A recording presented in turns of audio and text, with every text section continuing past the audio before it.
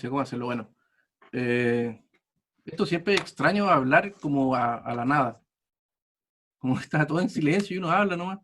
Bienvenidos todos, gracias por estar acá. Eh, bueno, como decía, nos reunimos principalmente para ver el tema de la película bastante de moda de Robert De Niro con la Anne Hathaway. Y nos iba a acompañar también la profesora Dagmar Salazar, pero se dio un imprevisto y no pudo asistir. Y dijo que para la próxima. Contará con ella sin falta. Así que la tendremos para un próximo evento. Y en este momento nos acompañan los dos Rodrigos. Nos acompaña el profesor Rodrigo Pessoa y el profesor Rodrigo Palomo, ambos profesores universitarios, digamos, don Rodrigo Palomo es decano en este momento, en la Universidad de Talca, y don Rodrigo Pessoa es profesor de la UFRO, la Universidad de la Frontera, y ambos vienen en calidad de ellos mismos, no representan a ninguna universidad, y vienen a conversar para tratar de hacer una charla amena en relación a la película y los temas que consideraron importantes o entretenidos para analizar y comentar con nosotros. Yo soy también un espectador más, y vengo como moderador, entre comillas, para presentar nomás y seguir adelante. Así que, si están de acuerdo, partiríamos. Bienvenidos a ambos. Y bueno, eso sería. Estimados, don Rodrigo Pessoa, De ellos. ¿qué Muchas gracias. Voy a la partir, película? si me permite, mi tocayo. Por Muchas favor. gracias, Emilio, por la invitación.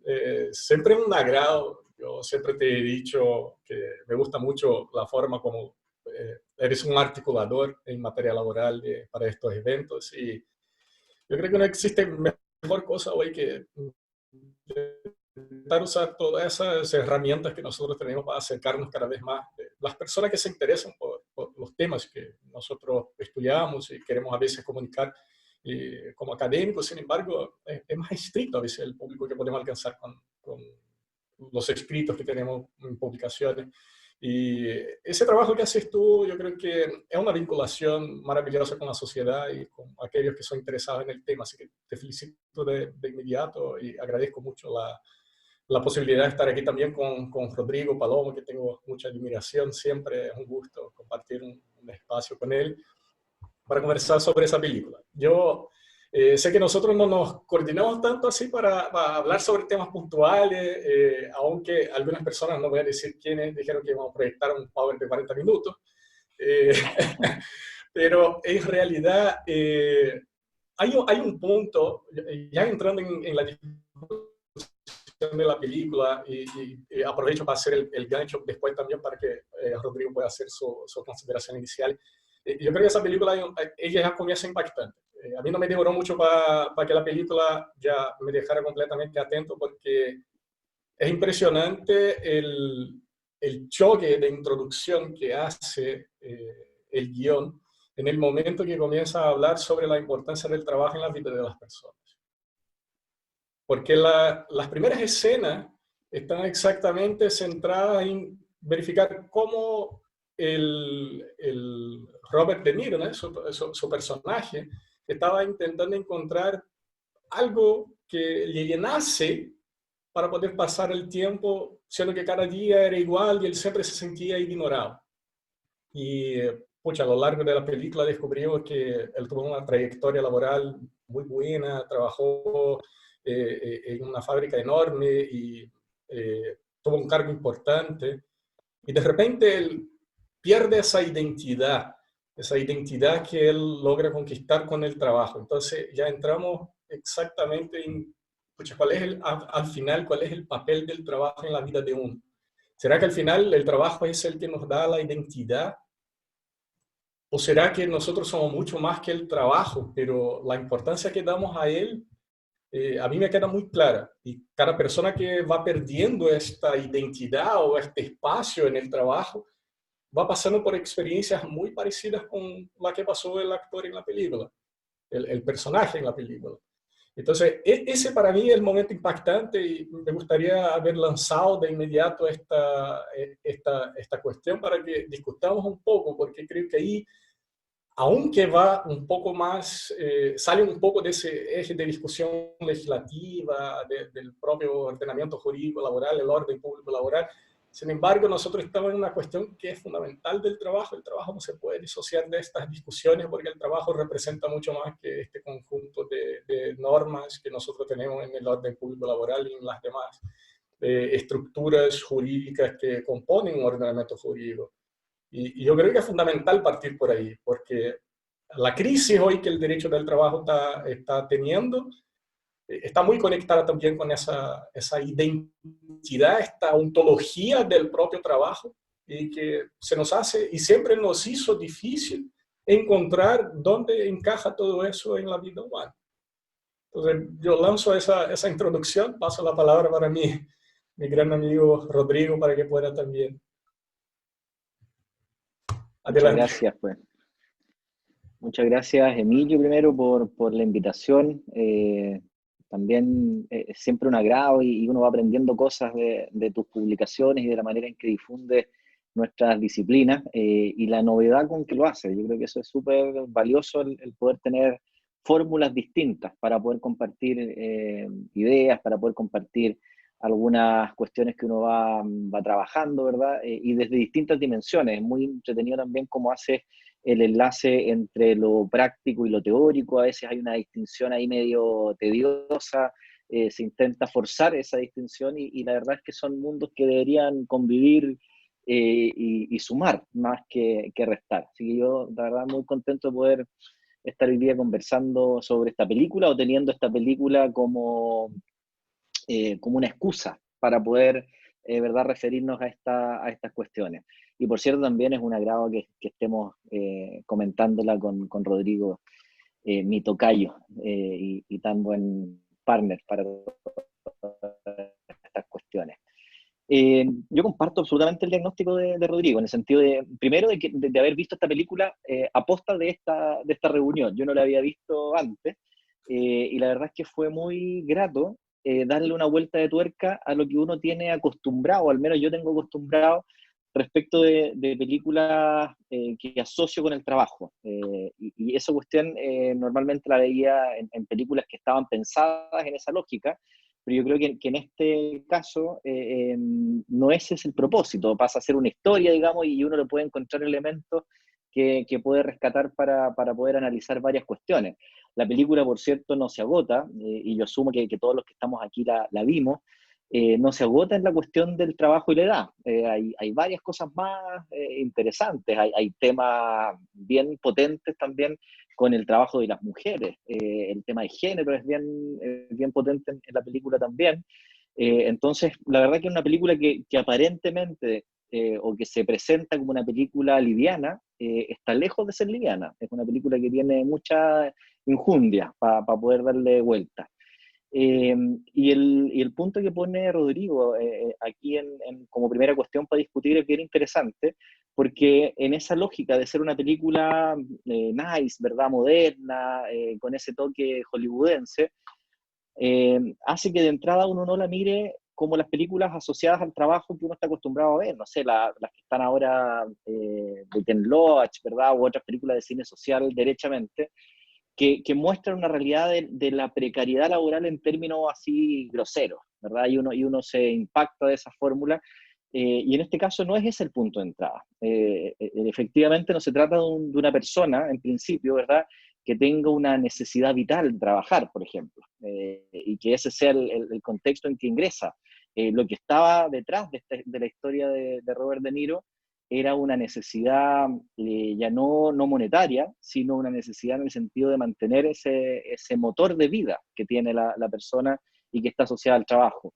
Cómo el trabajo se transforma en definitiva en un pulmón de la vida de las personas y que efectivamente, por distintas razones y distintas consideraciones que podemos ir comentando ahora esta tarde, va en algún momento el Estado, porque fundamentalmente es una traducción legislativa, restringiendo esas posibilidades, asociando también a estereotipos de una suerte de ir apagando la mecha, ¿verdad? Y se asocia con ciertas edades que las personas estarían menos capacitadas para trabajar, o serían más caras, y una serie de estereotipos, ¿verdad?, que se van generando en razón de la edad.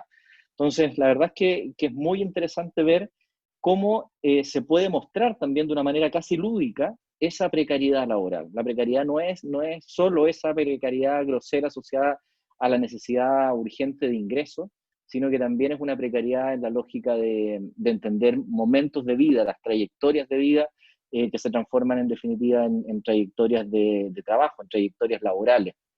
Eh, por eso la verdad que el punto inicial es muy llamativo, y desde ese punto uno puede ir sacándole varias cosas. La que comentábamos en un primer momento sobre estos estereotipos, ¿verdad? Una persona que es muy formal, que es muy elegante, que llega a una empresa además que es como súper chic, ¿verdad? Muy moderna, donde nadie viste formal, por ejemplo, ¿verdad? Donde no hay oficinas, están todos en estos mesones colaborativos de trabajo, ¿verdad? Con un lenguaje además muy moderno que queda como alejado a lo que estaba acostumbrado esta otra persona, y cómo este sujeto hace un esfuerzo sobrehumano para él, para poder adaptarse y para poder dar lo mejor de sí en esta nueva realidad completamente distinta a lo que había sido efectivamente su trayectoria laboral, y rompe con ese estereotipo, o sea, rompe con esa idea preconcebida que tenía no solo la jefa, ¿verdad? En este caso, sino todos los que lo vieron llegar, ¿verdad? Cuando veían llegar a estos pasantes que eran personas además todas de edad, y cómo genera entonces él un espacio, cómo se va abriendo un espacio, rompiendo con todos esos mitos, con esas preconcepciones que se tenían, y termina siendo fundamental, en definitiva, en la vida de esa empresa. Entonces, yo creo que el tema de los prejuicios es una cosa que está detrás de lo que pasa en la película, y que va muy de la mano con lo que en algún momento me tocó estudiar, y yo creo que por eso estamos también ahora conversando y se me invitó a esta reunión. Yo agradezco además que haya podido reflotar esas ideas de hace un par de años, ¿verdad? Donde está trabajando sobre todo sobre la discriminación laboral de personas mayores, que era una cuestión que en alguna medida se ha dicho que es como la cenicienta de las discriminaciones, una discriminación olvidada, porque hay tantas otras formas de discriminación o otros criterios que parecen más potentes de discriminación, que este no se toca mucho, ¿verdad? Pero es una cuestión muy fuerte que está afectando, y antes de entrar aquí a la sesión ya con los participantes, lo hablábamos con Emilio en el sentido de que ha ido tomando forma, se ha ido siendo cada vez más potente, y por una razón demográfica, porque el país se está haciendo más viejo, estamos envejeciendo más y están naciendo pocas guaguas, y eso nos lleva en una curva, ¿verdad?, que es hacia el envejecimiento rápido y sustantivo. O sea, está proyectado que de aquí a un par de años seamos el país más envejecido de Latinoamérica, y no es menor pensar en esa cuestión, y en pensar en todas las traducciones que tiene, no solo en el mundo del trabajo, hay que decir también en el tema de seguridad social. Entonces, es una muy buena llamada a darle vuelta a estos temas de trabajo, de edad, ¿verdad?, y de seguridad social, a propósito de una película que uno podría originalmente o de entrada catalogar como liviana, pero que tiene mucha cuestión para darle vuelta. Interesante, Rodrigo. Mientras hablaba me acordé de dos, o sea, dos puntos que de tu discurso me acordó temas así muy contingentes.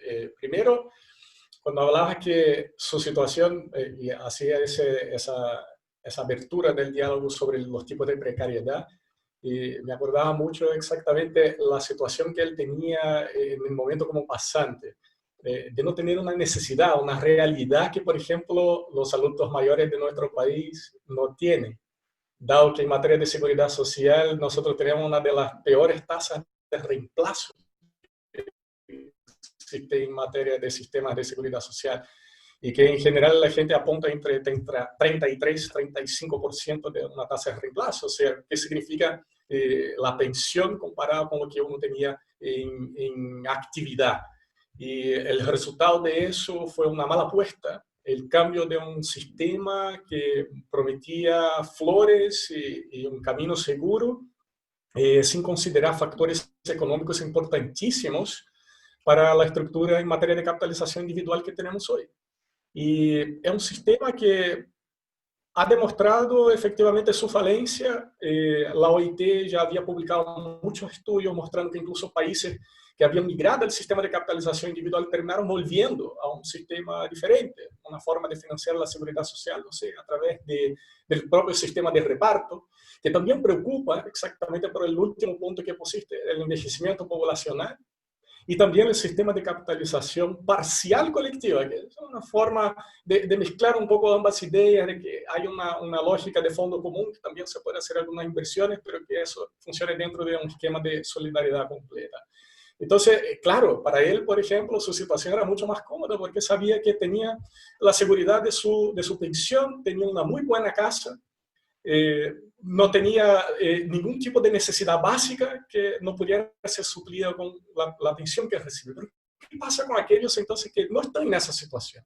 Y que más encima vemos ciertas políticas en materia laboral que siguen con el discurso de prometer caminar de manos dadas con políticas económicas, pero que nosotros sabemos que no funcionan. Como el caso, por ejemplo, aquí en Chile, que nosotros tenemos ese sueldo mínimo diferenciado. Un sueldo mínimo diferenciado para personas que son menores de 18 y para personas que son mayores de 65. En un caso como ese, el discurso es que hay que incentivar al mercado a contratar entonces esa mano de obra. En el caso de los jóvenes, porque el mercado no estaría dispuesto a pagar por ellos lo mismo que una persona más calificada.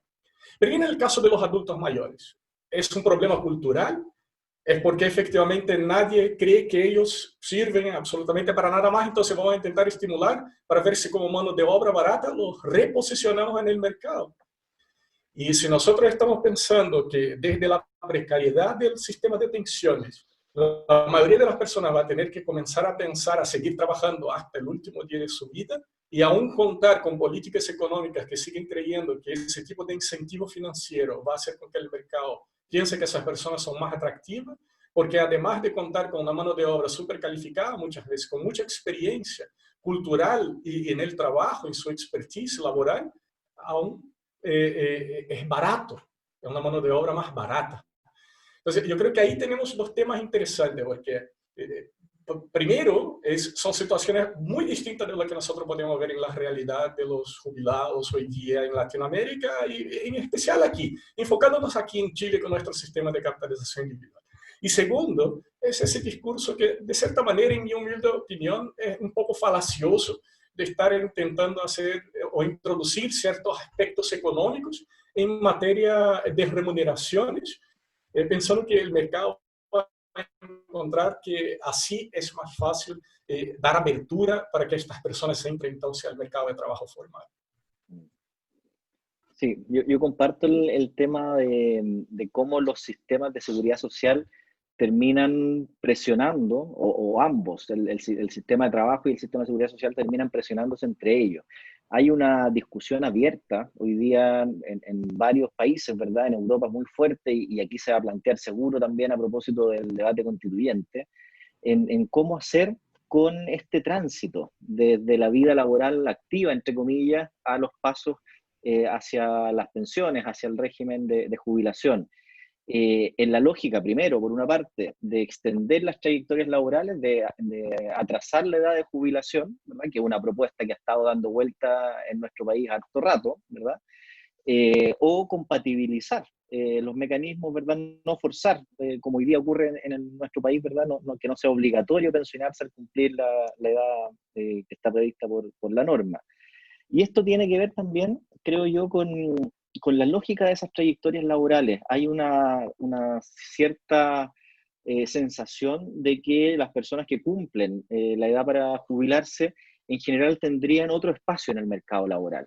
Siempre se les asocia mucho con el trabajo autónomo. Es decir, bueno, ya trabajó a lo mejor en la lógica del trabajo asalariado, y se piensa que durante este último tiempo, si es que quieren seguir trabajando, van a transitar hacia una etapa distinta de sus trayectorias laborales. Y la verdad es que eso también es bien voluntarista, porque no hay dato duro que diga efectivamente que vaya a darse esa situación, y si ocurre es precisamente porque algo está pasando en el mercado de trabajo que los expulsa antes de tiempo, ¿verdad? O que no los retiene hasta que efectivamente la persona quiera trabajar. Y ahí la idea esta del envejecimiento activo, que surge, ¿verdad?, en los 90, de decir, mire, las personas están viviendo más.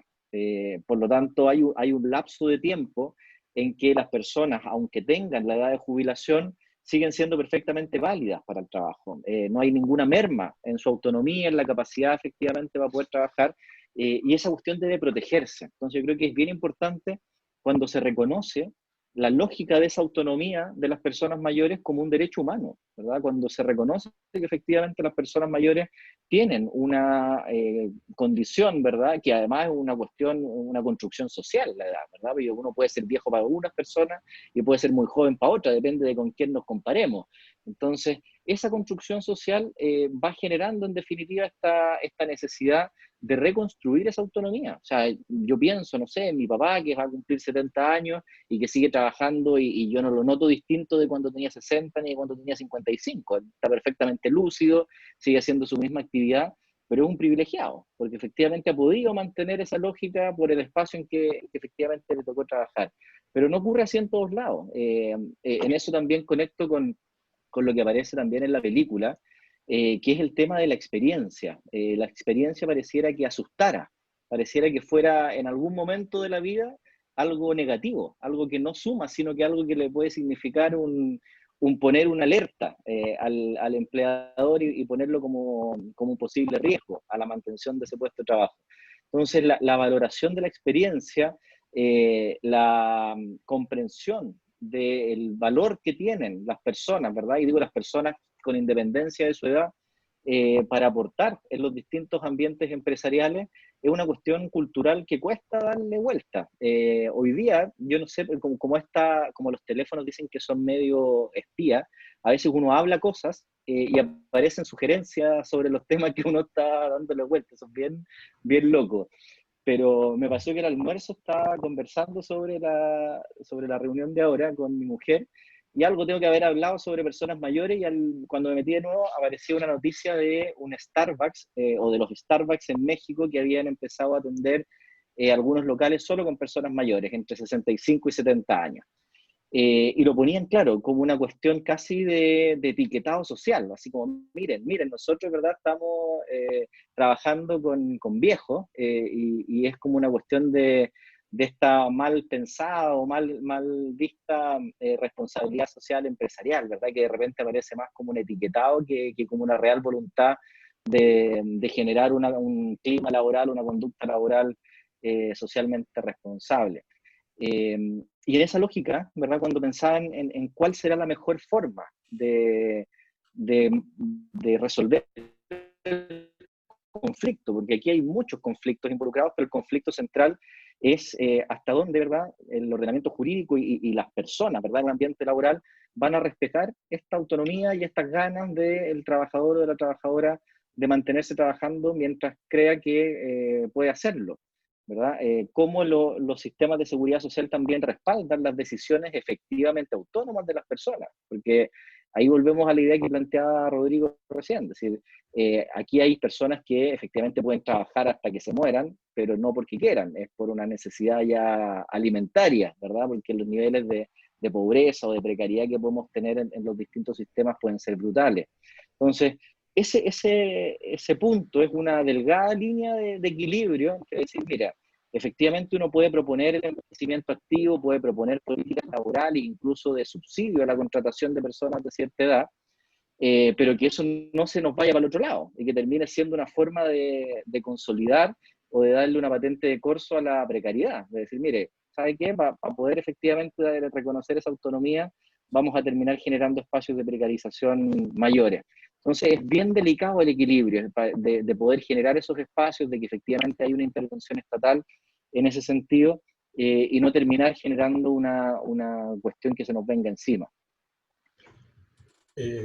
Dos comentarios, aprovechando también los ganchos que vas dejando. Creo que así queda interesante porque nos vamos complementando y construyendo aquí un discurso más o menos unísono. Me acordaba también de otra situación que es una modificación necesaria en materia de seguridad social cuando decía que termina empujando a esos trabajadores adultos mayores a la lógica del trabajo independiente. Una deuda histórica en materia de seguridad social en ese sentido, porque parte la incorporación obligatoria con la 20.255 del año 2008, que dijo que la incorporación de los trabajadores independientes de forma obligatoria iba a partir entonces del 2012 para este sistema nuestro de capitalización individual. Y esa incorporación era gradativa. Iba a terminar con una incorporación al 100% de su renta imponible en una cotización de seguridad social en el año 2018. Y justo en el año 2019 tenemos un nuevo cambio en ese sentido. Y en 2019 entonces se parte a una nueva incorporación gradativa del trabajador independiente del sistema, de esa vez con una cobertura completa, considerando el 100% de su renta imponible, y evolucionando desde un 10% hacia un 17% para cubrir pensiones en salud, y una cobertura parcial, que ella estaría considerando otros montos, un 5% de su renta imponible, con otros montos de cotización gradativamente, obviamente empujando el 2018 con la diferencia tan pequeña que iba a traer el trabajador independiente a una cobertura completa, porque ya era irrelevante que él quedase en una cobertura parcial. Pero ahí de nuevo, justo si pensamos que la lógica de la seguridad social, el Estado está haciendo exactamente su papel dentro del pacto social de garantizar la dignidad futura de las personas de una forma que sabe el Estado que nosotros no lo haríamos de buen grado, no lo haríamos por nosotros mismos. Entonces es necesario que haya una cotización obligatoria, que haya un sistema que sea obligatorio para que el Estado pueda garantizar esa dignidad futura de todas las personas. Y el trabajador independiente, como todos nosotros en una lógica de seguro, nunca pensamos que vamos a necesitar. Entonces, mientras estamos bien con nuestro síndrome de Superman, que no nos pasa nada, al vecino sí, pero nosotros no. Nosotros no queremos saber de un seguro para autos, seguro para nuestras casas, pero el momento que ocurre una contingencia con estos bienes, debería haber hecho el seguro. Y en el caso de la seguridad social, con el trabajador independiente es lo mismo. Él piensa, no, aquí yo estoy garantizando que yo tenga más liquidez en la mano y que no necesito el sistema porque estoy sano. Y aparte de eso, soy joven, soy atleta, hago maratón, hago gimnasia, estoy bien. Me alimento sano, pero mañana le pasa un accidente y ahí justo no tiene cobertura. Se queda inválido. ¿Cómo va a trabajar? Entonces, esa es otra deuda histórica que nosotros tenemos con el sistema de seguridad social, porque el trabajador independiente siempre queda en segundo plano. Y en este caso, o sea, ya es la dificultad de incorporación dentro del sistema de seguridad social asistemático, porque las políticas en materia de seguridad social no se dan de forma integrada. Pocas personas hoy día, si uno habla en seguridad social, consiguen visualizar en su cabeza ese trípode: previsión, salud, asistencia social, que es la estructura de la seguridad social. Y se confunde muchas veces, hablan de seguridad social cuando en verdad están hablando de pensiones o previsión social, ven la salud separada, piensan que la asistencia no es parte, y nosotros no vemos eso también reflejado en las políticas públicas. Ellas no están integradas en ese sentido, pensando en la seguridad social como un todo. Entonces, ese problema estructural, más la deuda con el trabajador independiente, si nosotros estamos empujando a los trabajadores de tercera edad para esa lógica de trabajo independiente, también tenemos una doble exclusión.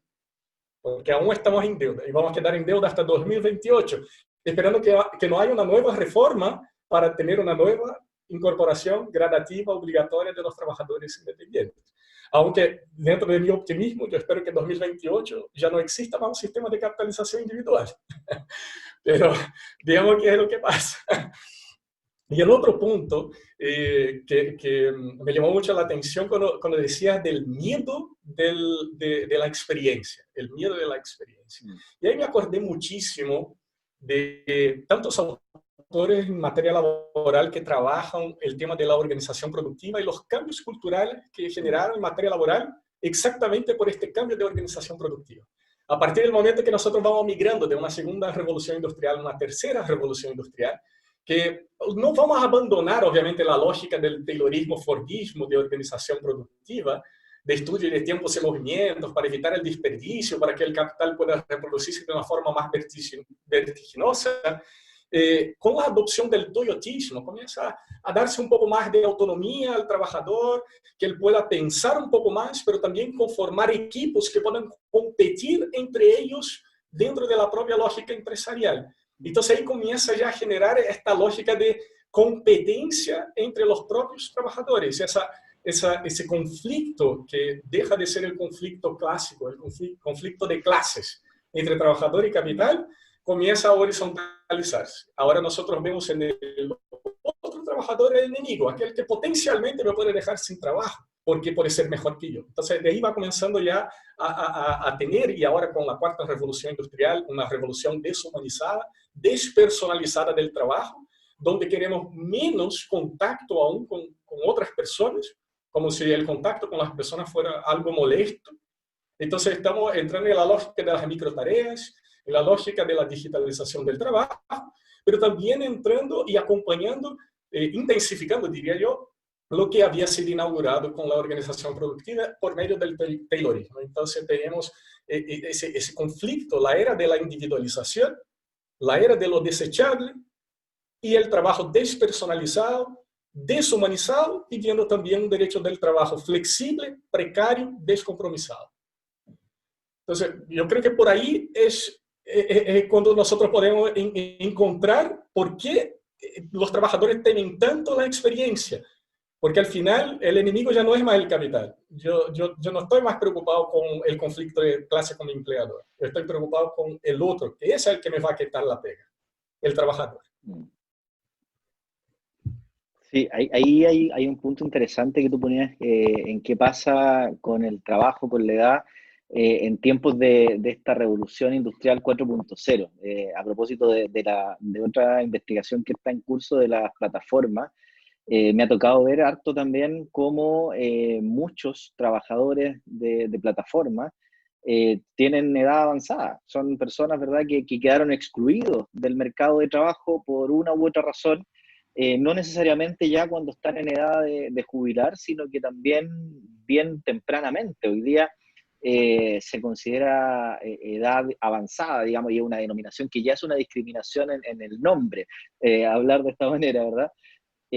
Pero a propósito de esa investigación de hace algunos años, mirábamos, ¿verdad?, cómo los datos demuestran que el pic, digamos, de contrataciones se da hasta los 45 años. Y de ahí hacia adelante se complejiza muchísimo encontrar trabajo, salvo, ¿verdad?, en determinados lugares. No sé, en las mismas universidades donde nos toca trabajar a nosotros, a lo mejor una persona que tenga cierta experiencia y que venga con todos los puntos posibles para postular a todos los proyectos, ¿verdad?, va a ser bien recibido. Pero no es la regla. La regla es la contraria. La regla es que efectivamente si uno tiene cierta edad, las puertas se van cerrando. Y en esa lógica, recuerdo también en la película una escena que me llamó la atención, que era la entrevista de trabajo. No sé si recuerdan la escena de cuando va esta persona, ¿verdad? Y es la caricatura del trabajo y la edad, ¿verdad? Eran puros viejitos que con suerte podían estar sentados, ¿verdad? Y ni veían al que estaba al lado. Y él mismo, Robert De Niro, se espanta de la escena, ¿verdad? Y dice, bueno, esto es lo que quieren presentarnos a nosotros. Entonces, es bien llamativo cómo se tienen esos estereotipos y cómo van determinando las trayectorias laborales. Piensen en cómo se puede truncar una trayectoria cuando alguien es sacado de un trabajo a una edad complicada. O sea, alguien que es despedido a los 50 años, a los 55 años, tiene muy complejo reinsertarse en un trabajo similar al que tenía, con más o menos las mismas condiciones, o haciendo lo que él sabe hacer, ¿verdad? Muchas veces esos despidos terminan derivando a estas personas a trabajos como Uber, ¿verdad? O a otros trabajos autónomos, es lo que conversaba Rodrigo recién, y eso es bien impresionante también cómo truncan una trayectoria laboral, ¿verdad? Incluso antes de que se tenga la capacidad, por muy precaria que sea, de acceder a las prestaciones de seguridad social. Y eso hace que las personas, en definitiva, terminen buscando la vida. Y ahí voy a lo que puso el Seba en el chat, y tiene toda la razón, ¿verdad? Y ahí libertad no hay ninguna. Ahí lo que hay es una necesidad, y eso termina definiendo, ¿verdad?, una decisión personal primero, y la política pública se aprovecha de esa necesidad también para poder obrar sobre esa lógica. En la misma línea, es interesante también ver cómo esa segmentación y cómo esa discriminación por edad, que es una discriminación, vuelvo sobre la idea, muy difícil de pillar, ¿verdad? Porque es un factor muy, muy voluble, la edad para poder, yo imagino, va a generar indicios de edad, o sea, de discriminación por edad. Es bien complejo, ¿verdad? Yo creo que es más difícil que otros elementos que son más evidentes, otros criterios que parecen ser más evidentes.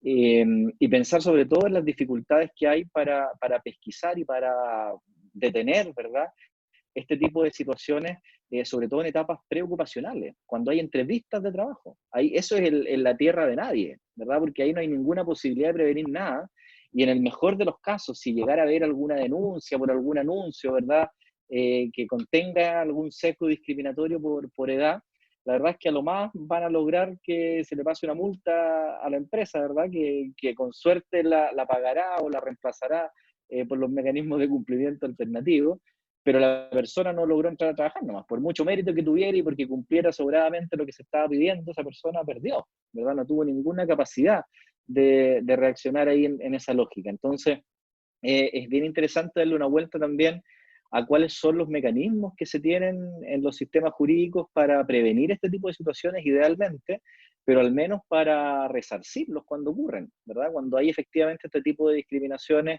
no solo al entrar a trabajar, sino que también, por ejemplo, cuando hay ciertos movimientos dentro de la empresa, movilidades funcionales, movilidades que tengan que ver también con ir ascendiendo en los puestos, ¿verdad? Cuando llega el nuevo sujeto muy estudiado, con mucho título, ¿verdad? Pero que no le ha trabajado un día a nadie y pasa por sobre las personas que llevan 15 o 20 años de experiencia.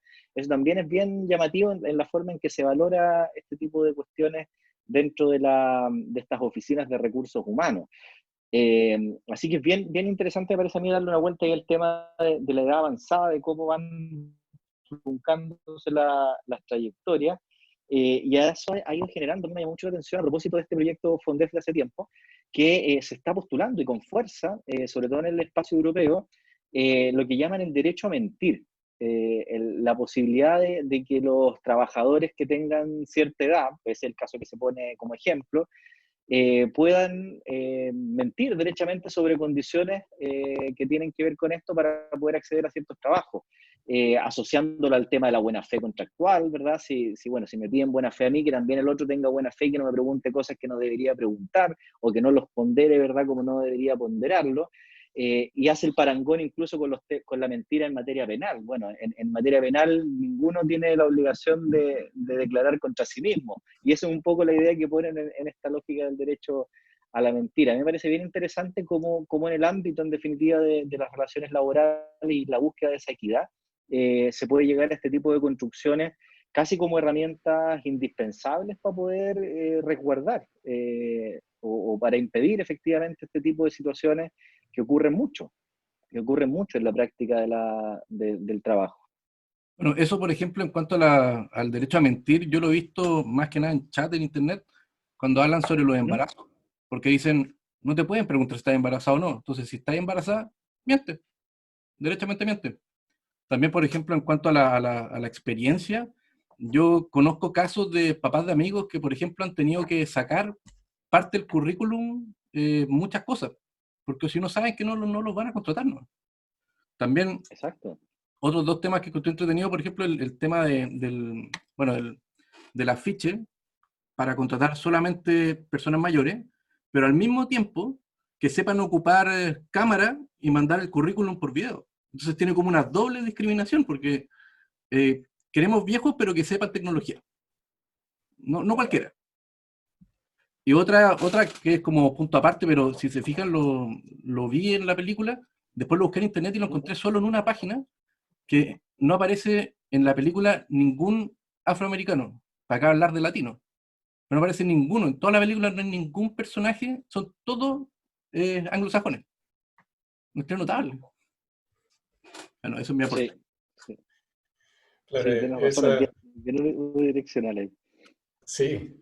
No, en todo caso, quedó bastante claro en la propia película de que lo que pretendía hacer la empresa era blue washing. Estaba lavando la imagen de la empresa con una contratación para que se viera mejor en el mercado, como Rodrigo decía. Entonces, no se podría esperar mucho de ahí. Acá un supermercado lo hizo. ¿Ah? Acá un supermercado lo hizo acá, el año pasado. Sí, bueno, eso pasa, es una práctica que pasa mucho. El blue washing y el green washing en materia ambiental también pasa mucho. En realidad hay cosas que están ahí y no existen. Y de hecho, por eso que la gente hoy comienza a cuestionar, por ejemplo, la tendencia que existe en los ordenamientos jurídicos cada vez más de exigir en ciertas situaciones programas de compliance.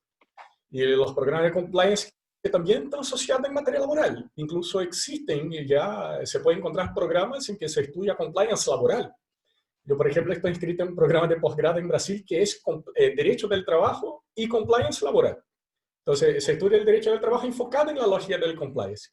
Incluso podríamos hablar que el compliance sería una excelente herramienta porque pretende un cambio cultural mucho más que intentar prevenir la generación, la prevención de pasivos laborales, enfocando en compliance laboral. Mucho más que eso, es un cambio cultural. Y podríamos incluso decir entonces que el compliance laboral en ese sentido podría servir como un instrumento para la construcción del concepto del trabajo decente. Pero ahí es necesario que exista desde la raíz ese cambio cultural y no está utilizando, por ejemplo, el compliance como un blue washing, es decir, nosotros tenemos códigos de conducta, tenemos canales de denuncia, tenemos programas anticorrupción, somos cumplidores de nuestros reglamentos internos, de todas las normas que tenemos internas y somos cumplidores de las normas externas. Eso está en el papel, pero en la práctica, mientras existe ese tipo de práctica, difícil. Sí, en el caso vuelvo sobre la idea que ponía Emilio del afiche, ¿verdad? Y de la convocatoria que se hacía para las pasantías. Y cuando decían, bueno, efectivamente queremos que sean viejos, pero que además tengan habilidades de jóvenes. Ese era un poco el mensaje. Es bien interesante porque una situación parecida hubo en uno de los casos que se planteó como tutela, como el 2015, asociado a unos profesores, que eran unos profesores de un colegio privado, y que se despide particularmente los profesores que tenían más edad, porque había que hacer una suerte de reconversión de tecnologías. Eran unos profes de inglés que tenían que aprender a usar un software específico para poder hacer sus clases que había incorporado el colegio. Y sin siquiera hacerles la prueba, tomarles la prueba de ver si podían o no podían actuar con el software, los despiden porque el empleador asume que con 55 años esa persona no va a poder efectuar la nueva forma de trabajar. Entonces, bien interesante también cómo se da esa discriminación de entrada, así, y darle una vuelta también a si estas formas de discriminación son discriminaciones directas o indirectas. Hay una cuestión bien chora también que uno puede sacarle alguna tajada, porque, claro, uno podría decir aquí hay una discriminación que es directa, pero está encubierta, ¿verdad? Se disfraza con, no sé, con necesidades de la empresa o con alguna otra causal. Pero también hay un sesgo que uno podría decir, mira, todas las medidas vamos a dejar fuera, capacitaciones para nuevas tecnologías y dejamos fuera, ¿verdad?, gente que tenga una brecha digital importante, ¿verdad? Entonces, también puede haber algo de discriminación indirecta por ahí.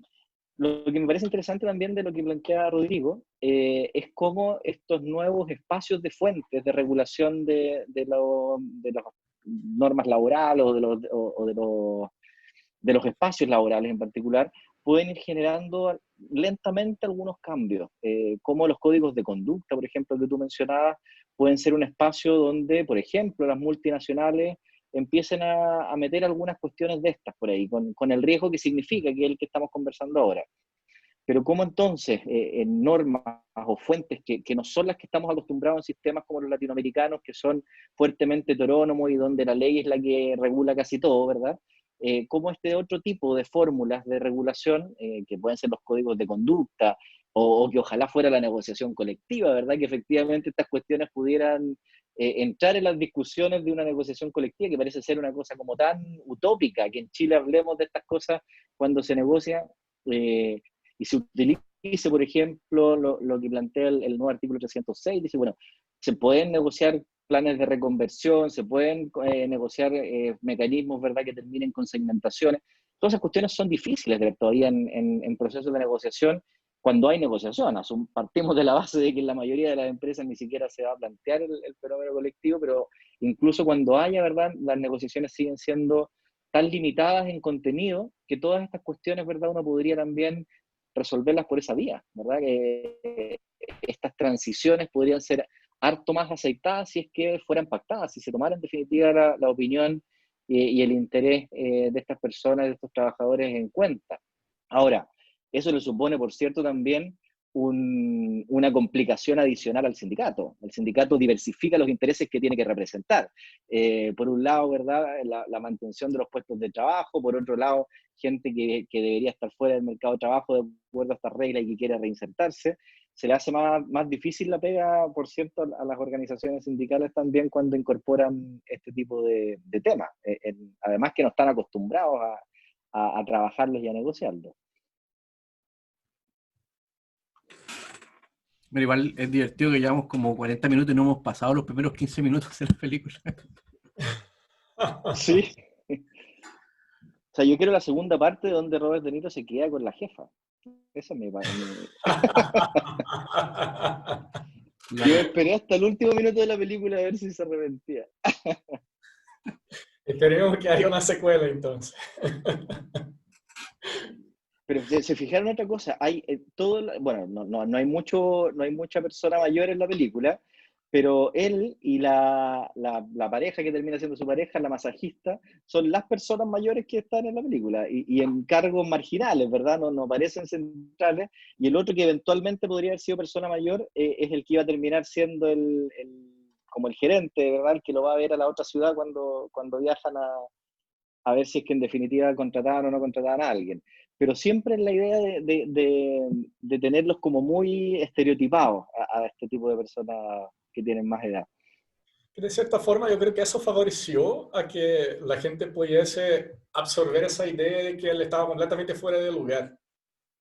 Porque si hubiese como más personas que comparten las mismas características, como que sería un ambiente ya más diversificado, incluyente.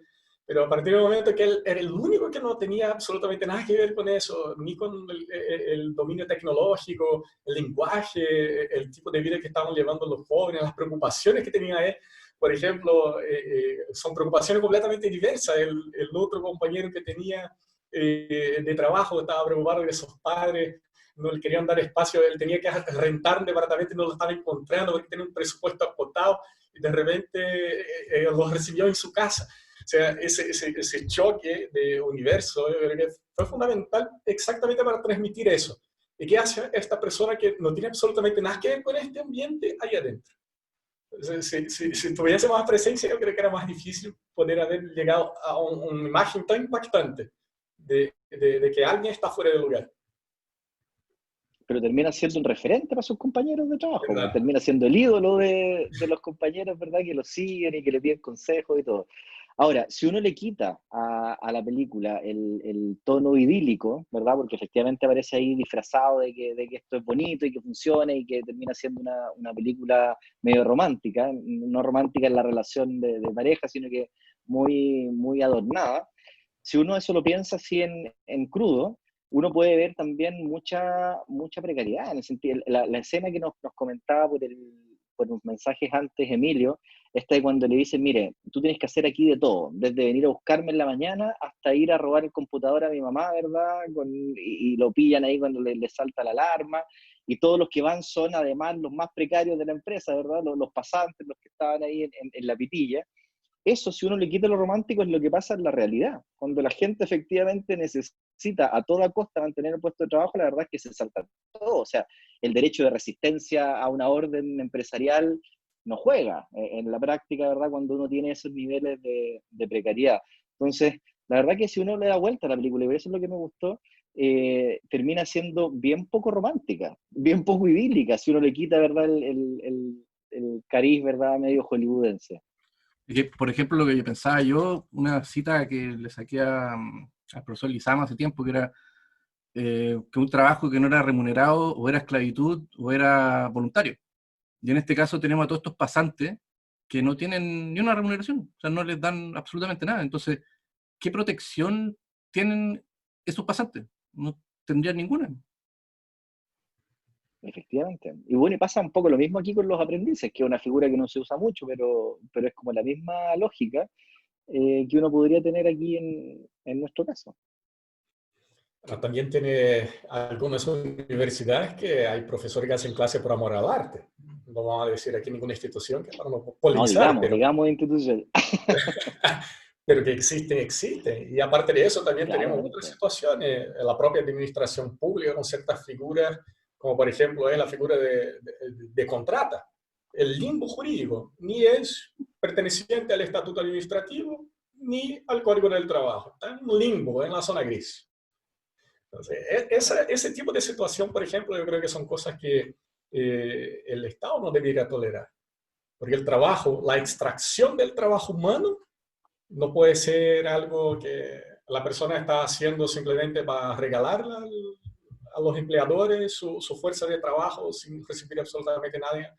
En cambio, cuando eso es una situación forzada, porque yo no estoy haciendo un trabajo voluntario. No es un trabajo voluntario. El ánimos de la persona no era hacer el trabajo voluntario, pero está intentando encontrar una oportunidad y termina aceptando esas condiciones precarias para ver si encuentra ese espacio y sale de la precariedad. Y esas son situaciones que el Estado no puede tolerar. Sí, ahí, por ejemplo, Sí, es no, divertido comparando en cuanto a Robert De Niro en sí con lo que decían ustedes al principio, que por ejemplo, en esta película Meet the Fockers, que una comedia, Robert De Niro en sí está jubilado y se dedica a la familia.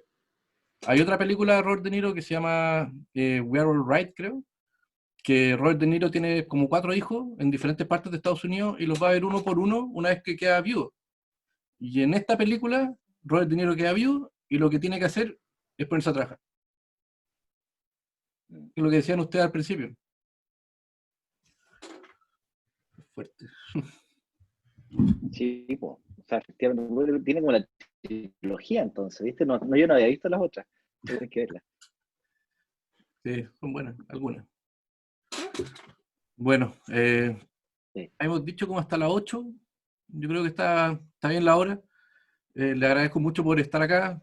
Yo creo que la próxima vez hay que calcular como varias horas más para poder analizar una película completa. Pero esto es lo entretenido porque como la película anterior, cuando vimos El vuelo con las otras personas que estaban invitadas, son como películas, como decía Rodrigo Palomo, que no son específicamente como laborales. Por ejemplo, laborales de este sentido, no sé, yo me imagino como Norma Rae, esta de la Sally Field que hace por primera vez un sindicato, o la Charlize Theron que se pone a trabajar en una mina. Pero estas películas como que dan para hablar harto. Y eso lo he entretenido, así que estoy muy agradecido que hayan estado los dos acá compartiendo con nosotros. No, nada, por ti No, por la invitación. muchas gracias, Emilio. Hay varias ahora en Netflix sobre temas de trabajo. Hay una que se llama Almacenados y otra que se llama Retablo, que las recomiendo en Netflix. Las dos muy buenas. Y Almacenado, creo que hay algunos amigos peruanos también. Aquí está Roy, está Javier, Paitán. almacenado Que se la estén di por ahí también. a Sebastián para que la viéramos y la analizáramos después. Ah, buenísimo, buenísimo. Está Y la bueno. última de Ken Loach también, para los que están dándole una vuelta al tema del trabajo en la revolución industrial 4.0, está buenísima también. Esa Sorry Boom Institute. Excelente. Así que hay hartas que conversar. Eso es. Bueno, muchas gracias a ambos, gracias a todos los que estuvieron presentes y sería hasta la próxima. Perfecto. Muchas gracias. Nos vemos, que estén muy bien. Ya, adiós. Un abrazo. Chao, chao. Chao, chao.